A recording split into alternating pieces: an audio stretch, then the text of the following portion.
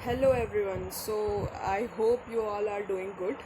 आज का जो टॉपिक है वो थोड़ा सा इंटरेस्टिंग है बिकॉज़ अभी हाल फिलहाल ही हमने महाराष्ट्र में एक पॉलिटिकल क्राइसिस देखी है जिसमें कि गवर्नमेंट चेंज हो गई।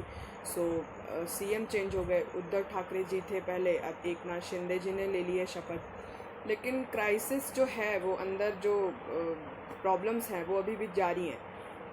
कुछ टर्म्स ऐसी उसमें से देखने मिली जो आई थॉट कि मुझे एक्सप्लेन करना चाहिए। एंटी डिफेक्शन लॉ उसमें से एक था। So I have taken this topic, will discuss that in detail in this video. और फिर उसके बेसिस पे मैं कुछ एक आध क्वेश्चन डिस्कस कर लूँगी ताकि जो और डिस्कशन के बाद के जो पॉइंट्स हैं वो छूट गए हों वो कवर हो जाएंगे। Okay, so let's start. First देखते हैं इंट्रोडक्शन। सो ये जो एंटी डिफेक्शन टर्म है, जो लॉ है वो ओरिजिनली कॉन्स्टिट्यूशन में नहीं था। सो हम यहाँ से देख सकते हैं कि ये अमेंडमेंट के बाद लाया गया है। So it was inserted by 52nd constitutional amendment, right. So 52nd constitutional amendment कब हुआ था? 1985 में। सो इस कॉन्स्टिट्यूशन अमेंडमेंट के थ्रू वेरियस आर्टिकल्स हमें देखने मिले जो इस एंटी डिफेक्शन को डिफ़ाइन करते हैं, उसके बारे में प्रोसेस लाते हैं। तो ये आर्टिकल्स हैं 102 for parliament and 191 for state legislature. So we have two kind of parliamentary or law making system in our country. That is, in central we have parliament, in state we have state legislature. So these two articles क्या करते हैं? Anti defection के बारे में बताते हैं। और ये एंटी डिफेक्शन अगर टर्म को अगर मैं पहले डिफ़ाइन करना चाहूँ तो डिफेक्शन का मतलब होता है कि किसी चीज़ से अगेंस्ट, किसी चीज़ के अगेंस्ट में जाना। डिफेक्ट करना मतलब उसमें जो आपने वादा किया था उसे तोड़ना, उससे मुकरना। सो ये एक वर्ड होता है। अब ये डिफेक्शन कौन करता था? जो पार्लियामेंट में जो मेंबर्स होते हैं, जो इलेक्ट होकर के जाते हैं, पार्टी के मेंबर्स होते हैं, वो अपनी पार्टी से दगाबाजी करते हैं इलेक्ट हो जाने के बाद। तो ये गलत बात थी। सो इसको रोकने के लिए क्या लाया गया? एक लॉ लाया गया जिसका नाम था एंटी डिफेक्शन। तो डिफेक्शन को जो रोक रहा है वो एंटी डिफेक्शन, ठीक है। तो ये हो गया टर्म की बात। वैसे खुद ब खुद इस टर्म को देख करके समझ में आता था, इसलिए मैंने इसकी डेफिनेशन को ऐसा जितना एम्फसाइज नहीं किया। सो डायरेक्ट हम देख रहे हैं कि ये 52nd कॉन्स्टिट्यूशनल अमेंडमेंट के थ्रू लाया गया। अब it contains provision as to disqualification on the ground of defection. तो डिस्क्वालिफिकेशन और भी तरीके से होते हैं। अब ये डिस्क्वालिफिकेशन क्या है कि जो आप एलिजिबिलिटी कैरी कर रहे हो, एक क्वालिफिकेशन कैरी कर रहे हो मेंबर ऑफ पार्लियामेंट होने की, वो उससे आप डिस्क्वालीफाई हो सकते हो। कब? जब आप एन नंबर ऑफ थिंग्स करो। एन नंबर ऑफ थिंग्स में वही चीज़ें होंगी जो रॉन्ग होंगी। तो one of the wrong from that disqualification list is this ground of defection. That means कि आप अपनी पार्टी से क्या कर रहे हो? दगाबाजी कर रहे हो। तो वो चीज़ को हम यहाँ पर देख रहे हैं, डिस्क्वालिफिकेशन किस किस तरीके से किया जाएगा। ये हमेशा ही न्यूज़ में रहता है। अभी हमने एक न्यूज़ में देखा था महाराष्ट्र की पॉलिटिकल क्राइसिस में। सो आगे बढ़ते हैं। कॉन्स्टिट्यूशनल प्रोविजंस में कौन कौन सी ऐसी वो हैं, लिस्टिंग्स है, कंडीशंस है जिसमें कि डिस्क्वालिफिकेशन होता है। तो सबसे फर्स्ट है, अगर पार्टी की मेंबरशिप गिव अप कर दे। मतलब वो उसका कोई मेंबर है जो कि एक पॉलिटिकल पार्टी से इलेक्ट होकर के आया और अपने हाउस में उसी पार्टी को रिप्रेजेंट करते हुए उस हाउस की मेंबरशिप ली उसने। लेकिन हाउस की मेंबरशिप मिल जाने के बाद फिर वो ये कह रहा है कि मैं इस पार्टी का मेंबर नहीं हूँ, मैं इस पार्टी की मेंबरशिप छोड़ना चाहता हूँ। रीज़न कुछ भी हो सकता है। उसको दूसरी पार्टी ल्योर कर सकती है कुछ मनी दे करके, या फिर उसको कोई किसी दूसरी प्रॉफिट में कुछ और प्रॉफिट दिख रहा हो। तो उस रीज़न्स कई हो सकते हैं, उसका इंटेंशन बहुत कुछ हो सकता है। तो लेकिन ये गलत इसलिए है क्योंकि अगर वो जिस मैंडेट को लोगों को बोल करके आया है, वो जिस पार्टी से इलेक्ट होकर आया है, उसको उस लोगों ने उस पार्टी के थ्रू इलेक्ट किया हो। क्या पता किसी ने उसको वोट देते टाइम उसे ना देख करके पार्टी को देख के वोट दिया हो। तो अगर वो लोगों के विश्वास के साथ वहाँ जाके खेल रहा है ये करके, तो ये गलत हुआ। इसलिए voluntarily giving up the membership of his political party will qualify as a disqualification under this ground, ठीक है। अब सेकंड कंडीशन क्या है? वो वोट कर सकता है या वोट नहीं कर सकता है। सबसे पहले देखते हैं, वोट कर रहा है उस अगेंस्ट। अपनी पार्टी के डायरेक्शन के। सो पॉलिटिकल पार्टी जब भी कोई बिल पेश करती है तो वो ये उम्मीद रखती है कि वो उसके जो मेंबर्स होंगे ऑब्वियसली उसके फेवर में वोट करेंगे, तभी तो वो मेजॉरिटी पार्टी है, तभी तो उसने अपना चूज़ करके इलेक्टेड लीडर चूज़ किया है, सीएम बनाया है, पीएम बनाया है। तो सीएम और पीएम क्या चाहते हैं कि जो वो पॉलिसी को इम्प्लीमेंट करना चाहें, जिस बिल को वो लाना चाहे वो आसानी से पास हो जाए। आसानी से कैसे पास होंगे? जब उसके मेंबर्स उसके फेवर में वोट करेंगे। जितने ज़्यादा से ज़्यादा मेंबर वोट करेंगे उतनी ईजिली वो बिल पास होगा। अगर उस बिल को वो मेंबर वोट करता है अगेंस्ट द परमिशन, अगर पॉलिटिकल पार्टी ये कह रही है कि वोट मत करो क्योंकि बिल ऑपोजिशन का है, तो वो डिस्क्वालिफिकेशन अट्रैक्ट करेगा। अगर वो वोट नहीं कर रहा है, उसी पार्टी का बिल है और वो वोट नहीं कर रहा है, तो डिस्क्वालिफिकेशन अट्रैक्ट होगा। तो ये हुआ vote and does not vote contrary to the direction of the political party. Political party ना ये जो डायरेक्शन देती है ना, वो एक टर्म है, एक विप के थ्रू देती है। विप होता है एक विप, उसके थ्रू देती है, ठीक है। सो ये सेकंड कंडीशन हुई। लेकिन इसमें एक एक्सेप्शन है। इसमें एक्सेप्शन क्या है कि अगर कोई भी मेंबर ऐसा करता है, मतलब अपनी पॉलिटिकल पार्टी के डायरेक्शन के अगेंस्ट जाता है, लेकिन वो पार्टी उसको 15 दिन में माफ़ कर देती है। तो माफ़ी मिल जाने के बाद अगर पॉलिटिकल बॉस कह रहा है कि ठीक है यार गलती हो गई, माफ़ कर दो, बचकानी हरकत हो गई, तो वो उस केस में फिर डिस्क्वालिफिकेशन नहीं होगी। So condone by the party within 15 days, तो ठीक है, डिस्क्वालिफिकेशन नहीं करेंगे। अब अगला देखते हैं। ये तो ही नॉर्मल मेंबर्स की बात जो इलेक्ट होकर के आते हैं। कुछ और भी मेंबर्स होते हैं जो निर्दलीय खड़े हो जाते हैं और जीत भी जाते हैं। तो ऐसे मेंबर्स को हम क्या कहते हैं? Independent candidate. ये निर्दलीय हैं, ये किसी पॉलिटिकल पार्टी से सेलेक्ट होकर के नहीं आए हैं, ये खुद की आइडियोलॉजी से इलेक्ट होकर के आए हैं। तो ये इंडिपेंडेंट कैंडिडेट पहले तो ये बोले लोगों को कि मैं किसी भी पार्टी को फॉलो नहीं करता, मैं अपने आप को फॉलो करता हूँ, मेरी खुद की एक आइडियोलॉजी है और मैं अपनी आइडियोलॉजी के थ्रू आपको सर्व करना चाहता हूँ। मैं ये वादे करता हूँ, अगर जीत जाऊँगा तो ये फुलफ़िल करूँगा। उसके बाद वो हाउस में जाते हैं और जाने के बाद किसी पार्टी को ज्वाइन कर लेते हैं। तो ये तो लोगों के साथ धोखा हुआ, तो ये भी एक ग्राउंड ऑफ डिफेक्शन बन सकता है, ठीक है।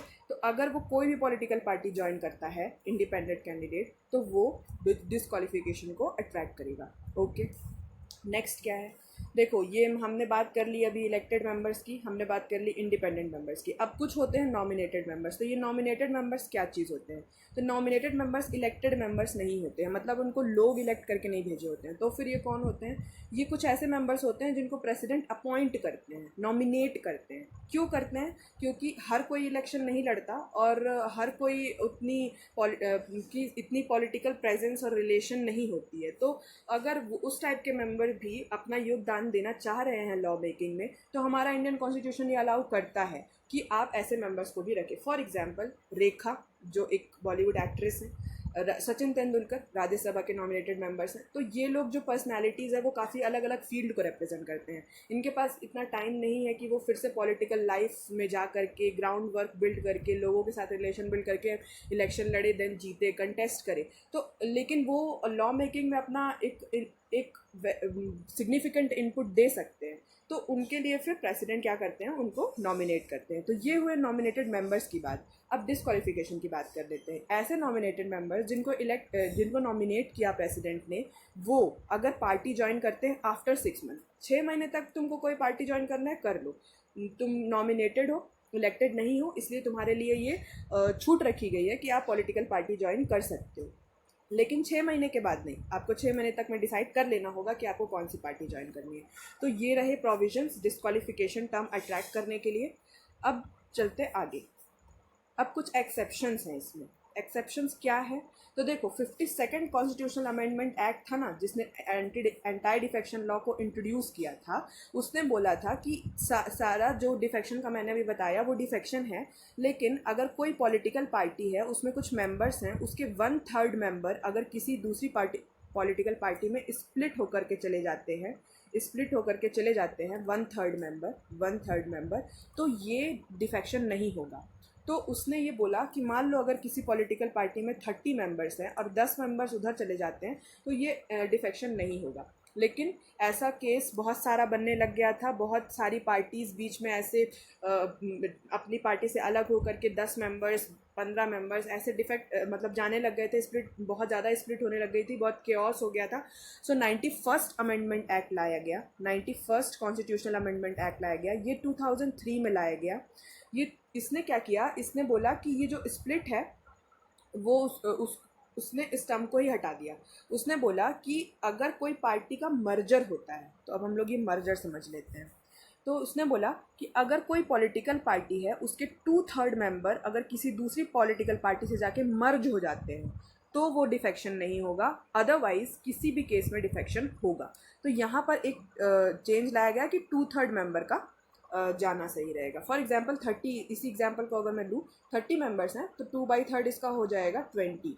सो अगर पूरे के पूरे 20 मेंबर्स ही किसी दूसरी पार्टी में जाकर के मर्ज हो जाते हैं तो इस केस में डिफेक्शन नहीं होगा। ये प्रोविज़न का अगर मैं इनहेरेंट मीनिंग समझाऊँ तो ये इसलिए किया गया बिकॉज कई बार क्या होता है ना कि गवर्नमेंट के पास मेजॉरिटी नहीं होती है, मतलब इलेक्शन कंप्लीट हो जाने के पास भी क्लियर मेजॉरिटी किसी के पास नहीं होती है, आधे आधे वोट सबको मिल रखे होते हैं, तो मेजॉरिटी डिसाइड करने में प्रॉब्लम आती है। तो उस केस में दो पार्टीज़ क्या करती हैं, अपनी आइडियोलॉजी को मर्ज करके बोलती हैं कि चलो हम लोग एक साथ हो जाते हैं और कोalition गवर्नमेंट बनाते हैं। तो इस टाइप के केसेस में मर्जर क्या हो जाती है, नेसेसिटी हो जाती है। तो इसलिए इस अमेंडमेंट के थ्रू ये छूट दी गई और पहले वाला जो स्प्लिट वाला केस है उसको हटा दिया गया। तो ये इतना समझ में आया कि 91st अमेंडमेंट एक्ट ने क्या किया था। तो यही लिखा हुआ है कि constitution allows the a political party to merge with और into another party provided that at least 2/3 of the legislature are in favour of the merger. ठीक है। और सेकंड एक्सेप्शन क्या है कि जो प्रिसाइडिंग ऑफिसर होता है, प्रिसाइडिंग ऑफिसर स्पीकर होता है लोकसभा में, चेयरमैन होता है राज्यसभा में। राज्यसभा के चेयरमैन वाइस प्रेसिडेंट होते हैं। मेरा एक वीडियो वाइस प्रेसिडेंट के ऊपर भी है, उनकी सारी पावर्स, फंक्शन, इलेक्शन सब कुछ मैंने उसमें वीडियो में समझाया है, तो वहाँ पे आप देख सकते हो। तो प्रिसाइडिंग ऑफिसर अगर किसी पार्टी का मेंबर पहले से है लेकिन वो स्पीकर बन जाने के बाद अपनी पार्टी को गिव अप करना चाहता है, मतलब अपनी पार्टी से हटना चाहता है, तो वो उसकी मर्जी है, तो हाँ वो हट सकता है। उस केस में वो डिफेक्शन नहीं कहलाएगा। देखो ब्रिटेन के केस में तो क्या होता है कि स्पीकर अपनी पार्टी छोड़ ही देता है। इंडिया के केस में ऐसा देखने नहीं मिलता है, जो स्पीकर होता है वो पार्टी का मेंबर रहता है और रहते रहते में ही स्पीकर की पोस्ट संभालता है। बट अगर कोई प्रिसाइडिंग ऑफिसर अपने आप को न्यूट्रल दिखाने के लिए, क्योंकि प्रिसाइडिंग ऑफिसर का जो पद होता है ना हाउस में, वो बहुत बड़ा होता है, उसके ऊपर काफ़ी कॉन्स्टिट्यूशनल रिस्पॉन्सिबिलिटीज़ होती है हाउस को चलाने की, तो उसको ना कभी भी रूलिंग और अपोजिशन पार्टी में भेदभाव ना करने का एक मतलब प्रण लेना चाहिए, वो लेता भी है। तो न्यूट्रल रहने के लिए ऐसा करते हैं कुछ स्पीकर्स कि अपनी पार्टी मेंबरशिप छोड़ देते हैं। तो अगर वो ऐसा करते हैं तो वो डिफेक्शन नहीं होगा। ये हो गई एक्सेप्शन की बात। तो हमने ये देख लिया कि एंटी डिफेक्शन लॉ किस किस किन किन चीज़ों में डिफेक्शन डिस्क्वालिफिकेशन को जो प्रोविजंस है उसको डिस्क्वालीफाई कर देते हैं लोगों को, मेंबर्स को, और क्या क्या उसमें एक्सेप्शंस। अब और देख लेते हैं। तो ये जो लॉ है वो अप्लाई होता है बोथ पार्लियामेंट स्टेट लेजिस्लेचर, ये तो मैंने स्टार्टिंग में ही बोल दिया। अब जो होता है कि ये डिसाइड कौन करता है कि ये डिफेक्शन है या नहीं, ये डिफेक्शन का केस है या नहीं, तो चेयरमैन और द स्पीकर जो हमने देखा प्रिसाइडिंग ऑफिसर, उसका डिसीजन फाइनल होता है। मतलब अगर उसने बोल दिया कि ये इस मेंबर ने ऐसा करके डिफेक्शन किया, ये डिस्क्वालीफाई होगा, तो वो डिस्क्वालीफाई होगा। लेकिन पहले क्या हुआ था कि पार्लियामेंट और जो गवर्नमेंट है उसने बोला कि जो ये स्पीकर का डिसीजन फाइनल है और इसको कोर्ट भी इसमें कुछ दखलंदाजी नहीं कर सकती है। बट सुप्रीम कोर्ट ने इसे डिनाई किया। सुप्रीम कोर्ट का एक किल्होतो होल्हान केस बहुत इंपॉर्टेंट केस है। ये कभी कभी डायरेक्टली भी क्वेश्चन में आ जाता है कि किल्होतो होल्हान केस जो 1992 का केस है वो किस लॉ से रिलेटेड है, तो ये एंटी डिफेक्शन से रिलेटेड है। तो उसमें उसने सुप्रीम कोर्ट ने कहा कि नहीं, ऐसा नहीं है। कोर्ट जो है वो इंटरफेयर तो कर सकती है because judicial review basic structure है कॉन्स्टिट्यूशन का, और कोर्ट अगर किसी भी अनकॉन्स्टिट्यूशनल हरकत को पाती है, चाहे वो स्पीकर का डिसीजन हो चाहे कुछ भी हो, तो उसमें वो इंटरफेयर तो कर सकती है। तो decision of the presiding officer is subject to judicial review. हाँ, वो केस कब हो सकता है कि वो अगर प्रिसाइडिंग ऑफिसर ने जो डिसीजन लिया हो वो मेलाफाइडी हो, गलत इंटेंशन से लिया हो, तभी हो सकता है। वैसे जनरली कोर्ट ऑल्सो एडमिट कि हाँ स्पीकर का डिसीजन फाइनल होता है।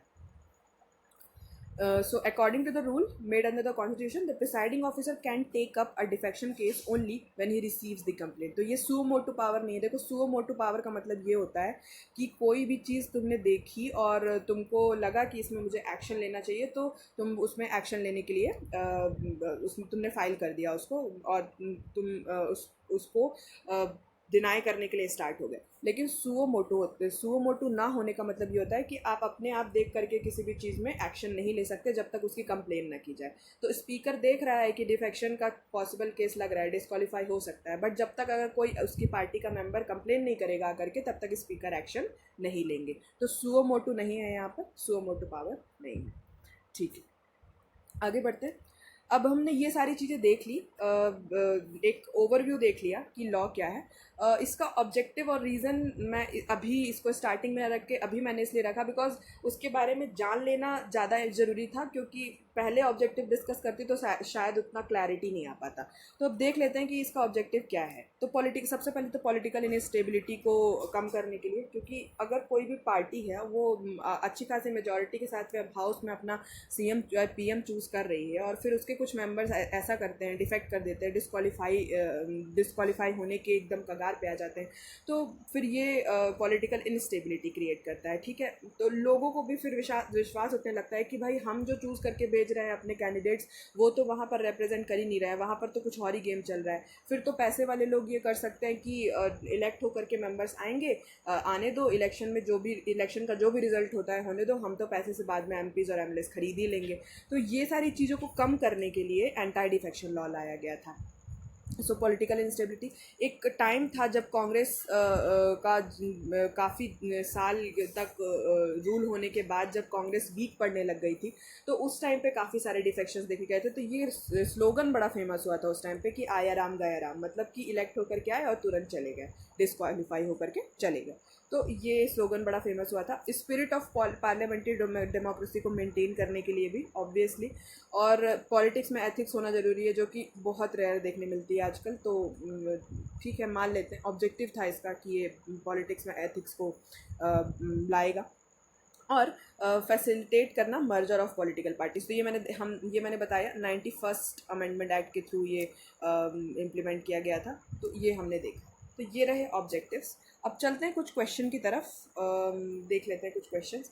So question is disqualification on the ground of defection for a member of parliament will not apply. Not apply पूछा है. ठीक है, तो नॉट अप्लाई पे पहले टिक कर लेते हैं. देखते हैं क्या क्या है. If he goes out of his party as a result of merger of the party with another party. तो फर्स्ट ऑप्शन ही करेक्ट है. ये हमने देखा, ये एक्सेप्शन का केस था. अगर मर्जर होकर के जा रहा है तो डिस्क्वालिफिकेशन अट्रैक्ट नहीं करेगा. अदर ऑप्शंस भी देख लेते हैं. If he has voluntarily given up his member of the political party. तो ये हमने देखा, ये डिस्क्वालिफिकेशन का एक ग्राउंड है, क्योंकि मेंबरशिप आप गिव अप नहीं कर सकते. ये भी एक ग्राउंड है. If he abstains from voting contrary to the direction of party. और ये भी एक ग्राउंड है कि if nominated member joins the political party after 6 months. तो ए बी सी डी गलत है, A will be the right option.